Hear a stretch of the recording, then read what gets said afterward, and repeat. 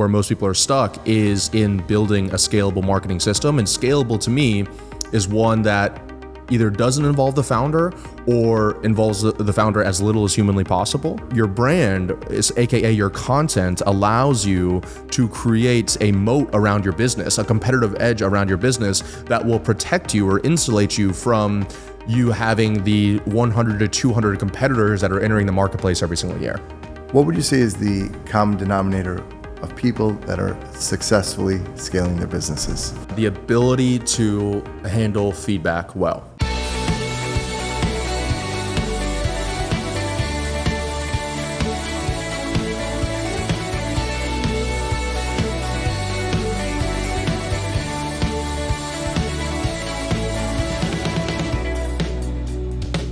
Hi, I'm Moshe Popack and welcome to Common Denominator. Today we speak with Ravi Abuvala.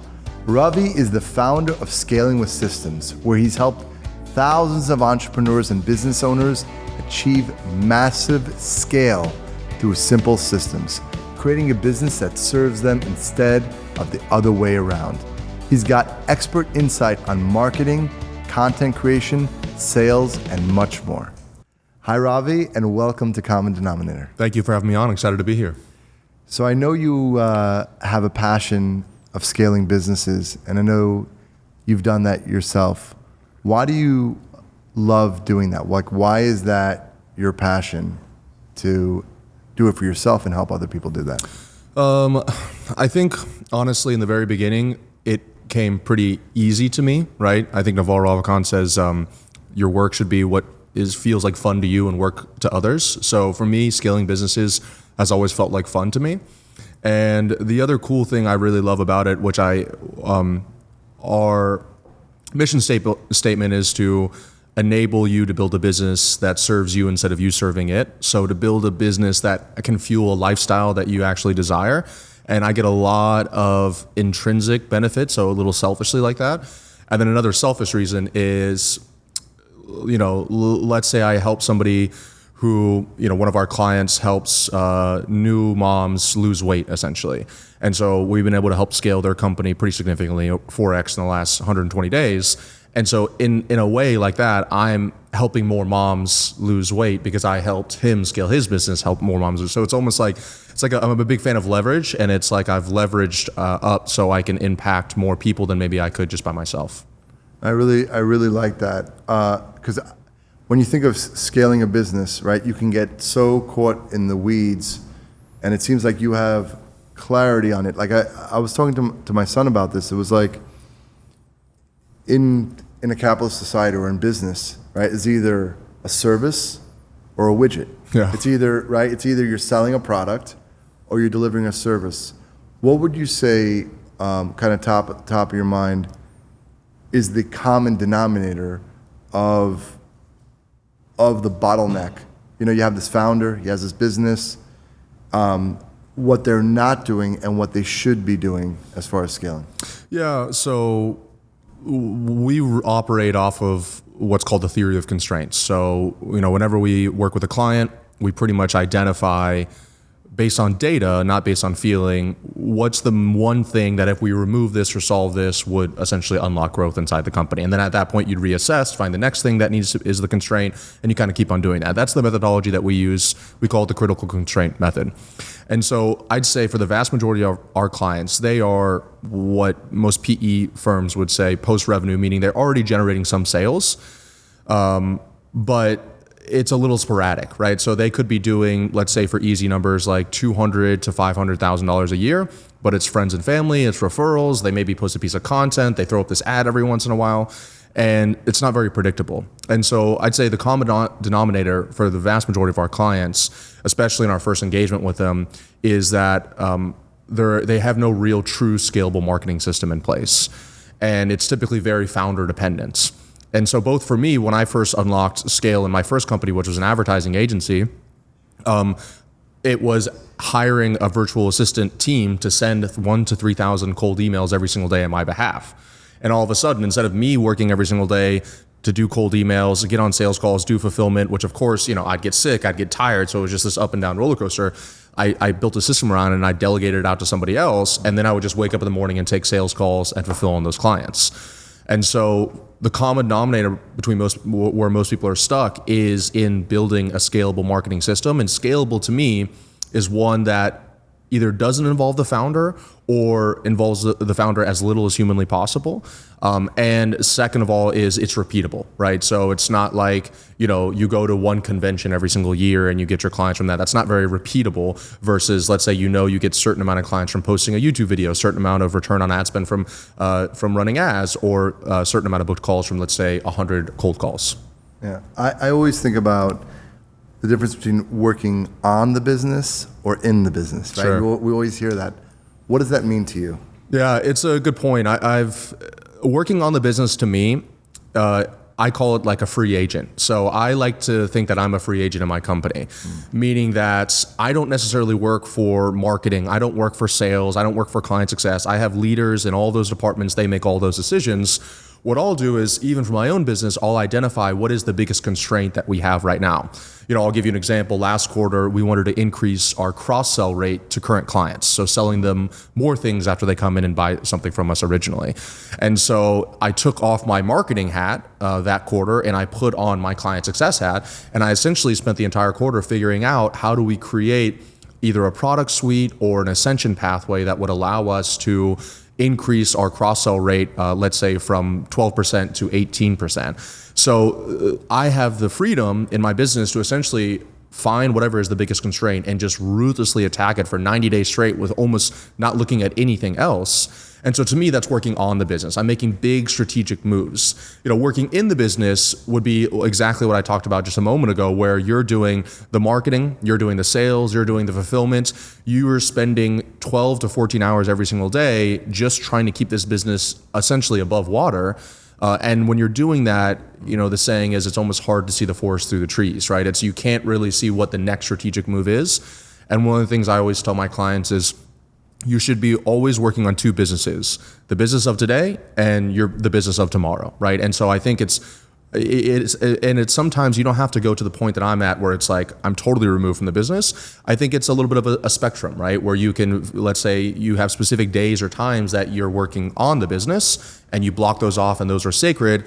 And then you have certain days and times that you're working in the business. Yeah, I always tell, so in our real estate business, it's always the top executives, and we're having the conversation is, when your mind is fresh, first part of the day, the worst news, the worst problems, and then we all together can collaborate. So that's when I think about on the business, it's right, don't ignore anything and deal with the worst stuff. Sometimes you can have a founder start a business, but they don't have the critical thinking capacity to actually, I say, right, problem solve, right, and pivot. Yeah. Right? Good idea, right? I always see that every day, a couple times a day, I'll find great ideas. What would you say is the key to actually having success? Like, what's the ingredients of entrepreneurs that you've seen that really actually make it and have tremendous business success? It's a good question. For me, just with my experience working with our clients, the first things that come to mind is, first of all, they're very data driven. So I said it earlier, but you could kind of hustle your way to, let's say, maybe $1 million a year, maybe $2 million a year. But if we're talking about quote unquote success as seen in the material world, then you're probably talking about more than that, 10 million a year, 20 million a year, 50 million a year. And to get that, you can't really be dependent on the gut instincts of the founder. At that point, the founder should be removed from the majority of the decision-making process, and you should be using specific data, metrics, dashboards, et cetera, et cetera. So almost all clients that I see that are able to really successfully scale, the vast majority of them have really, really clean, up-to-date, accurate data that they're able to use, and they also enable their leadership team to use as well. So instead of saying, what should my goal be this quarter, the leaders are able to come to maybe a quarterly meeting and say, based on the data historically, I think that we can grow this department to this thing by doing this thing here, and this is my proposal, right? So the first thing would be data. And I think the second thing would be, I don't know, I want to prevent myself from sounding too trite here, but one of the reasons I've been doing this for about 4.5 years, and I see myself doing this for the rest of my life in one version of the other, just with more leverage, right? And so at least in my example, I've seen a lot of other companies kind of come and go in my space, but I truly, really love what I do. Like I wake up every single day. We were just talking a moment ago, your producer called me a content machine. So it's like YouTube videos, Instagram video, right? So I'm doing it because I just truly love, and I wake up in the morning and do it every single day. And I have a lot of my clients who started, let's say, an advertising agency because they bought a course around it, and somebody told them that's how you can make a lot of money. But then, of course, you get to the point that you, quote unquote, have enough money that you're not so desperate for money anymore, almost like Maslow's hierarchy of needs. And now you start thinking, okay, well, if I don't need money anymore, why am I still doing this thing that I'm doing now? So I don't think it's as easy as, quote unquote, follow your passion. But if I were to look outside in on what I see a lot of successful founders, they're doing something that they really, truly enjoy, or at least one element of it. And that allows them to just continuously do it, even if it sucks, even if they have a down month, maybe even a down year. And essentially, I don't like the word outwork, but quote unquote, outwork their competition. Yeah, I think about it negates, to exactly your point, the days that you're feeling like crap. When the mission or the passion and the emotion is higher, it ends up negating that, and you don't drop out. Yeah, that actually is how it works, right? So it's like, okay, we're gonna close up shop. This guy's suing me. This whole thing is happening, and so that's typically what I see. I also see this a lot is non-clarity in businesses. Do you help founders gain that clarity? What they are, and what's their offer, and what they're offering to other people, and how do you do that? Yeah, that's a really good question. So, and on the last point too, you nailed it. I think one thing that founders don't put into the equation is like compounding interest. It's like if you keep on working, even on the days, months, and years you don't feel like doing it because you actually love it, that compounds over time to obviously pretty incredible results in the business. But as far as helping founders get clarity, absolutely. And that's honestly a really good point. That's probably something that I didn't bring up, that a lot of people who are stuck, let's say below $1 million a year, it's probably because they don't have clarity. They don't know who they're serving. They're serving everybody. They have, it's always hilarious to me when someone's making less than $1 million a year and they have 6 different services or offerings for all these different avatars, and they don't even know where they want to take their business. And, if you want to take it even a step further, one of the things that an exercise I'll do with some of my more intimate clients is I call it my life manifesto, and it's essentially I write out in excruciating detail exactly what my life looks like 3 years from now. And so now I have clarity on where I want to go, and that includes all the material things as well as immaterial things, relationships, people, blah blah blah. And so having that level of clarity allows you to kind of reverse engineer and pretty much figure out what you want out of your business, especially if, like I said earlier, your mission is really what my mission is, which is to build a business that serves you instead of you serving the business. So you're thinking of it that way. But if you want to get technical, the majority for the clients that we work with, we essentially do a diagnostic assessment, and we just identify, do you have, we call it a sales copy blueprint. So do you have a crystal clear messaging top of funnel to your avatar? It's always so funny to me when clients say, oh, all of my leads are crap, or all my calls are crap. And they say, I'm targeting, let's say, real estate investors who have $1 million net worth or more. And I say, okay, well, where in any of your marketing messaging are you calling out that person? You're showing photos and videos of you on yachts or in Lamborghinis in Miami, which is going to attract probably the 18 to 21-year-old kid who wants to make money quickly online, right? So I feel like for the majority of people, they don't have clarity on the avatar and their marketing messaging. And then going all the way down through the funnel, how do you create value? Why are people actually paying you? Instead of offering 6 services, each service has 6 different benefits and features on it. What's the one, maybe 2 things that you can offer 2 different segments of people that you can then package up and sell at scale? And so for the majority of clients, it's as easy as writing it down on a Google Documents. And is it absolutely perfect? No, right? I think a business is a living, breathing thing, but it's so funny how many clients we sit down and we do this exercise with to get clarity on it. And they might have already made a couple of $1 million, but they've never actually figured out, who am I serving? And the final piece I'll say about the whole thing is this isn't also based on what feels good or what they like.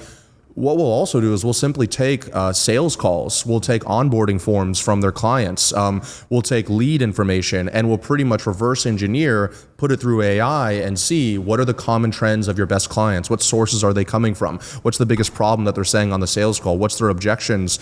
And so instead of starting from scratch and saying, oh, I want to work with this random avatar over here, we could pretty much say, what's the top 20% of clients that are making you the most amount of money, and how can we just recreate the entire sales and marketing process to attract as many of those people as possible and repel everybody else. Yeah, I really think that's what it is. You just got to really focus.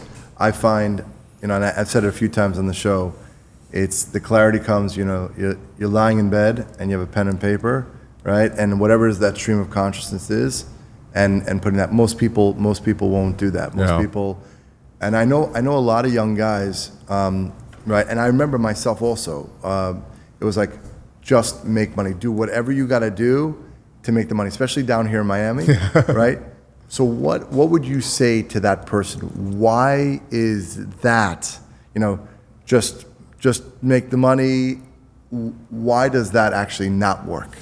Yeah, I think I have to be cautious of talking in ultimatums, saying it doesn't work, because, I think it worked for you. You said you did it. It worked for me. Yeah. So I'm not going to say don't do it, because I definitely did it. And it's just this trite saying, but money doesn't necessarily make you happy. And so once you reach a certain amount of, let's say, financial success, you're almost forced to, and hopefully, actually, I should say you stop and you reconsider what decisions you're making right now, how is this affecting your health, your relationships, et cetera, hopefully before it's too late.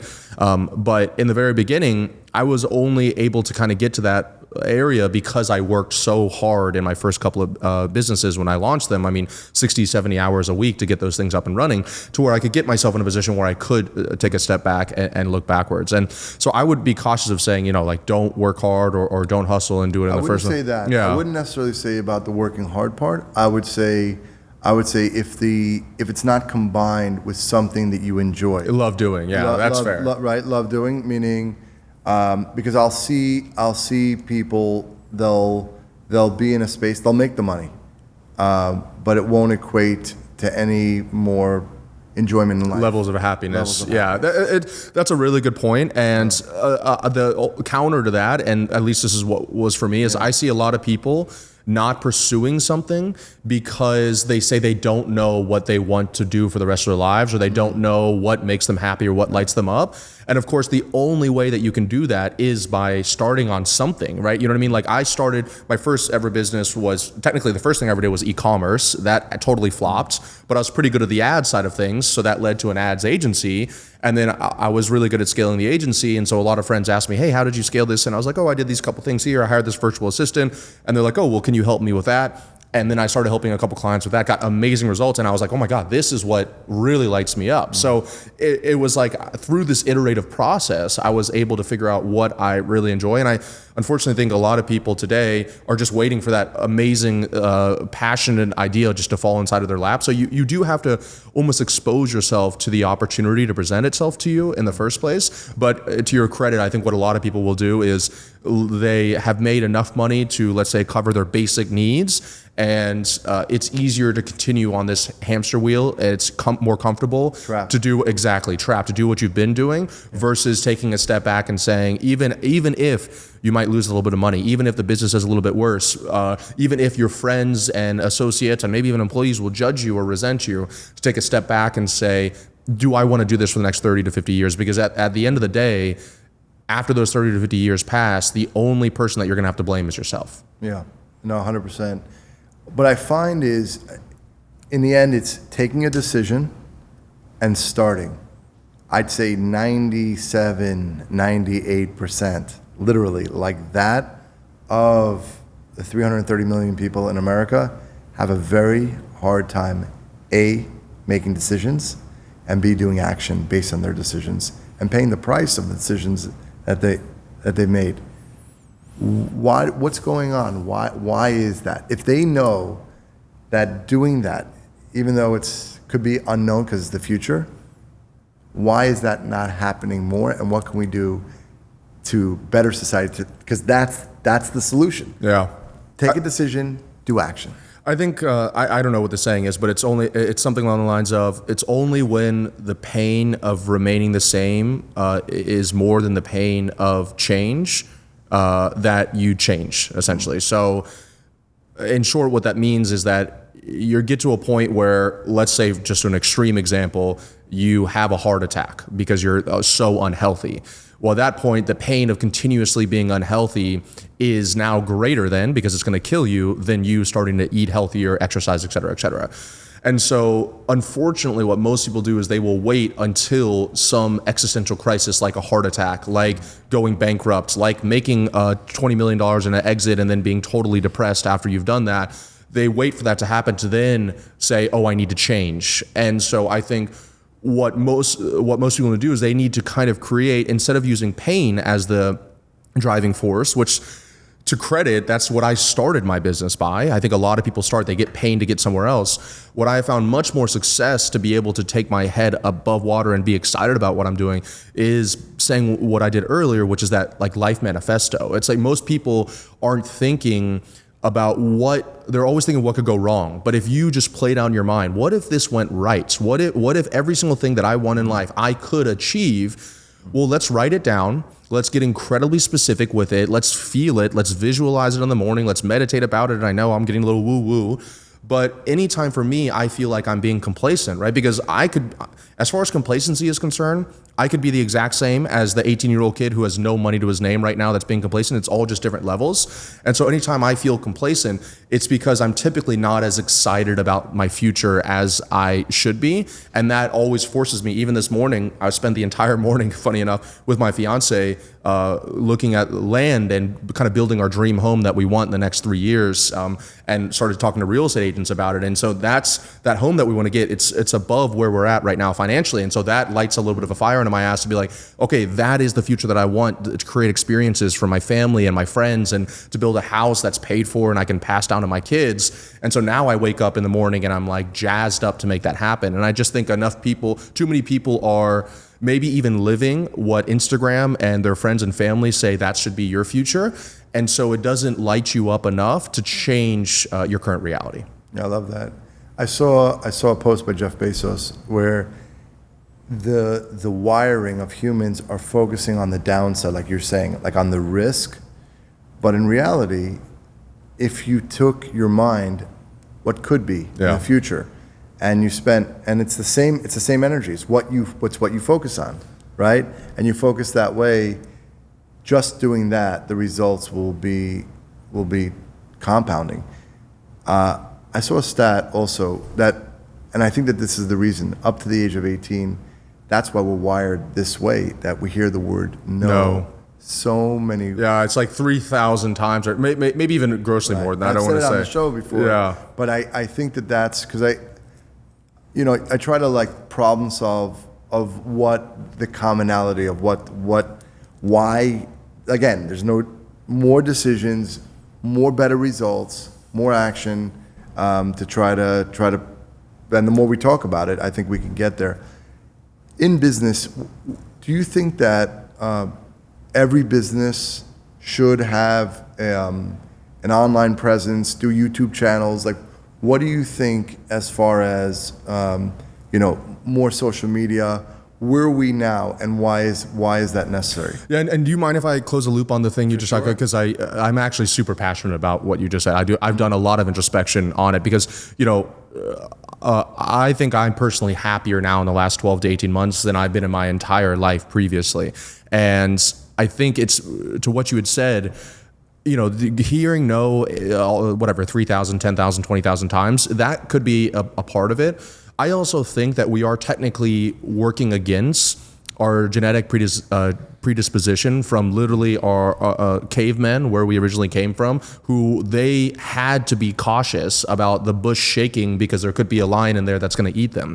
And so, for people just to think that you're going to somehow beat thousands of years of evolution like that, I don't think that you're necessarily going to be able to do it. And so one of the things that's really helped me with everything we've talked about so far is, I'll say meditation, but also being able to disconnect, my conscious mind and my subconscious mind and almost observe myself and observe my subconscious mind to be able to say exactly what you said a moment ago. This morning when we were thinking about this house, immediately I could hear my brain thinking, well, what happens if business takes a downturn? What happens if you get sued? What happens if this property value doesn't go up? What happens if it takes longer than you're expecting here? And I felt myself thinking that way. But because I believe I meditate, I think I'm able to even observe that I'm doing it and then just calm my mind down and say, stop freaking out so much. You're doing that because that's what you're programmed to do, and let's focus on the positive outside of it. So I just wanted to close the loop on that because that's something I vehemently believe in the study of the subconscious mind. I know that, right? Ray Dalio talks a lot about transcendental meditation. Every day I start my day I love it. with meditation. You have to journal. I think people should journal. You have to be your greatest advocate. Yeah. The world is, everyone's running. Everyone's running, and I believe we all are one, but it just takes a while, and you have to do the best version of yourself every day. Yeah. So for sure. I love that. To answer your question about the online presence, I think that, we've been really fortunate enough. We almost work with 3,000 businesses. We're coming up on it. We'll hit 3,000 this year. And I've seen companies that come in that just do cold calling, that just do cold emailing, that just rely on friends and family for referrals, that just rely on ads, that just rely on organic content, et cetera, et cetera. And I can say beyond a shadow of a doubt, if we were just, since we're kind of on this train of happiness, whatever, the people that I see that are the happiest are typically the ones that are using some kind of social media presence to fuel their business. Because if they do it correctly, you can essentially just film your own life doing things that you were going to do anyway, talking about the things that you love to talk about, and be able to generate clients at a profit. You don't have to build a team around it. It's incredibly leveraged. You create one video, it lasts for years. The clients that come in and the prospects that come in, they're pre-sold. They close at a higher rate. They have a higher lifetime value. They're willing to work with you further, even if you fudge up the fulfillment a little bit, because they trust you so much, which is pretty much what I think content does, is it builds trust with prospects. So that's why we're so heavy on content as well. But I think a lot of people think it's like an this or that kind of game, where it's either content or ads, or either content or cold emailing, or either content or cold calling. And what I found that works really well is if you do a blended approach. So, you take content and you use that to help amplify the ads that you're running, the cold emails that you're running, whatever else it is. Because what happens is, it's in a lot of my marketing material right now, but the General Social Survey, which is the longest interpersonal trust study done in the world, found out recently that we're at the lowest point of person-to-person trust in the last 40 years in the United States. And I hear it from all my clients all the time. People are so we call it a trust recession. That's kind of the term that we've coined there. And so what I've noticed is that what used to work 2-3 years ago, even for myself, an ad to get somebody to book a call, send a cold email, hey, let's hop on a call. People are just more skeptical. They're a little bit more concerned. They don't trust you as much as they would have previously. And so I think to what you said, should people have an online presence? The answer is absolutely, because what it does is, as soon as someone gets a cold email from you and they see your name, one of the first things they do is they're going to Google your name. So what pops up when somebody Googles your name? And for me, for example, we're very bullish on YouTube. I just had 100,000 subscribers. We have over 450 published videos on there. So if somebody were to see my email, or someone's like, hey, you should have Ravi on your podcast, or you should have Ravi speak at your events, first thing that person would do, Google it, click on my YouTube, and then watch maybe 20 or 30 videos. And without me having to literally lift a finger, this person's now going to come to me probably and be like, hey, either I love your content, right, and I really resonated with it having you on, or I'm never going to hear from that person again. But I don't even have to sell myself to that person because they've consumed that content already. So, and the other big reason I think that every business should be on content in some way or the other, and I'm not talking about a huge content team, but just in one way or the other, is because I think competition is getting stiffer and stiffer, and services are becoming more and more commoditized, especially with AI, right? You're looking at coding and websites and graphic design all being replaced by AI. And so the reason why somebody would potentially work with you versus the person down the road who might even be offering something a lot cheaper than what you're offering is because of your brand. It's because they trust you, right? It's the same reason why Dwayne "The Rock" Johnson was able to create a tequila brand, and Conor McGregor was able to create a whiskey brand and make it in multiple 9 figures. in my opinion, not even the best tequila or whiskey in the world, but it's because they have such a strong personal brand behind those things that are fueling it. So in short, your brand is, AKA your content, allows you to create a moat around your business, a competitive edge around your business that will protect you or insulate you from you having the 100 to 200 competitors that are entering the marketplace every single year. And just on your point on trust, I know a stat like two generations ago, it used to be that people could tell, they'd have 2 or 3 friends, their secrets. Nowadays, which is sad, they don't have anybody. And also, Bitcoin, for example, worth over $1 trillion. Why? What's the key? Because of trust. Yep. Right? It was able to convey trust, that people trust government less, right? At many things. So the more you can give that trust would be great. Tell me about the services you offer with Scaling with Systems. Yeah, so I think the main flagship offer we have it's called Scaling with Systems. It's the actual program itself. But in short, like I said before, we kind of follow the theory of constraints. So when we get a client, we get on a call with them. We pretty much analyze their business at a 30,000 foot view. We see where do we feel is the critical constraint. What's the one thing that if you change this could unlock 30% growth, 50% growth, 100% growth this year.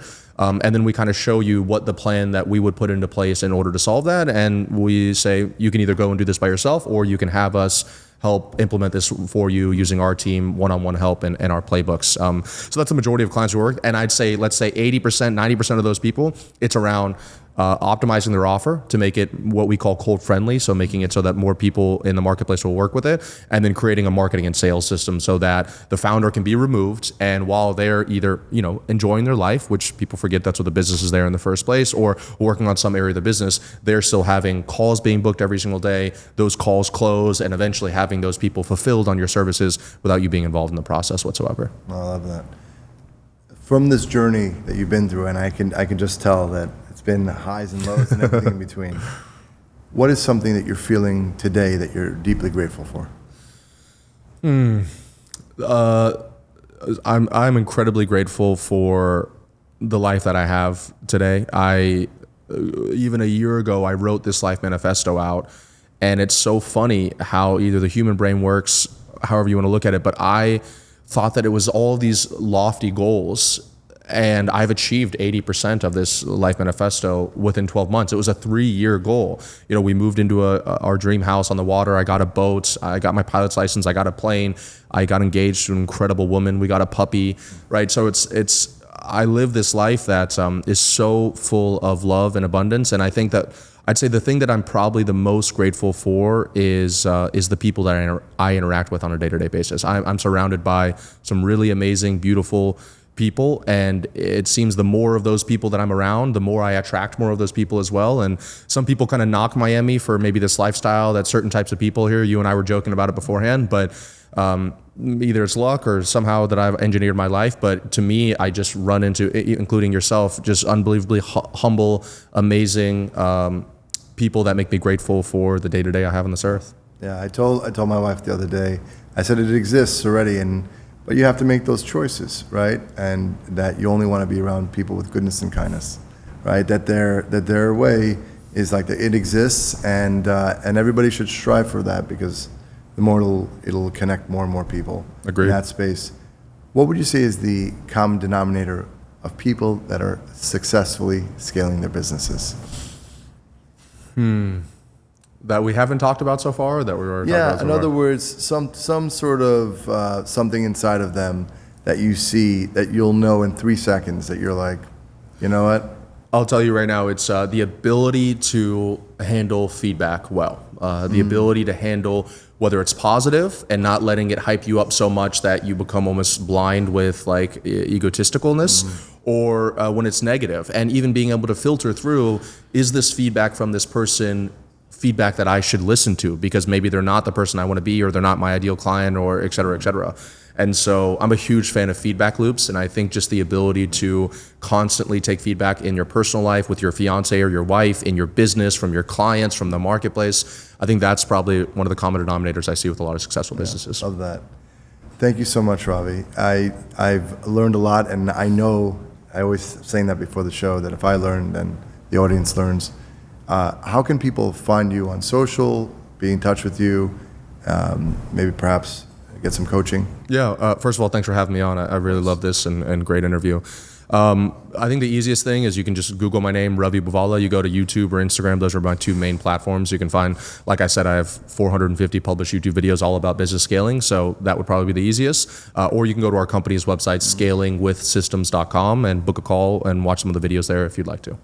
Thank you so much, Ravi. Thank you for having me on. Appreciate it. Hope you enjoyed my conversation with Ravi. If you haven't already, please take a moment to hit that subscribe button on your favorite podcast platform.